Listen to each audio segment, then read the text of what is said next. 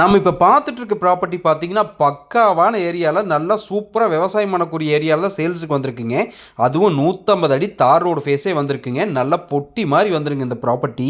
நிறைய பேர் ஏவரேஜான பட்ஜெட்டில் இன்வெஸ்ட்மெண்ட்டுக்கு இடம் இருந்தால் சொல்லுன்னு சொல்லி கேட்குறீங்க. கண்டிப்பாக உங்களுக்கு எல்லாமே இந்த ப்ராப்பர்ட்டி செட் ஆகுங்க. அதுவும் சகல வசதியோடய இந்த ப்ராப்பர்ட்டி உங்களுக்கு வந்திருக்குங்க. மொத்த அளவு 1 ஏக்கர் 80 சென்ட்டுங்க. உள்ளேயே கிணறு வந்துருங்க, போர் இருக்குங்க, இபி வசதியோட இந்த ப்ராப்பர்ட்டி வந்திருக்குங்க. அக்ரிகல்ச்சர் லேண்டுங்க, பக்காவான பூமிங்க இது.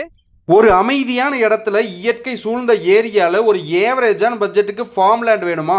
இந்த வீடியோ முழுமையாக பாருங்க, உங்களுக்கான ப்ராப்பர்ட்டி தானுங்க இது. எனக்கும் சரி மற்றவங்களுக்கு சரிங்க, எல்லாத்துக்குமே இந்த மாதிரி ஆசை இருக்குங்க. ஒரு அமைதியான சூழ்நிலையில் ஒரு இடம் வாங்கிங்க, அதுக்குள்ளே ஃபார்ம் பண்ணி ஃபார்ம் வீடு கட்டி ஒரு நிம்மதியாக இருக்கணும்னு சொல்லி நினைப்போங்க. கண்டிப்பாக இந்த ப்ராப்பர்ட்டி அதை எல்லாமே பூர்த்தி பண்ணுற மாதிரி தான் இருக்குங்க.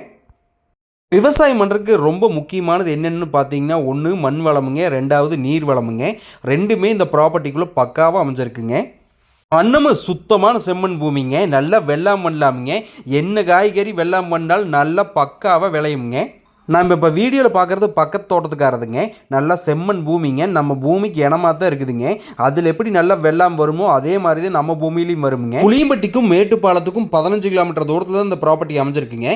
அன்னூர்லேருந்து 20 கிலோமீட்டர் தூரத்தில் தான் இந்த ப்ராப்பர்ட்டி இருக்குங்க. நல்லா பக்காவான ப்ராப்பர்ட்டிங்க. 100 அடிங்கிற ஏரியாவில் அந்த ப்ராப்பர்ட்டி அமைஞ்சிருக்குங்க. நான் முன்னையே சொன்ன மாதிரி தானுங்க, இபிக்கு எந்த பிரச்சனையுமே கிடையாதுங்க.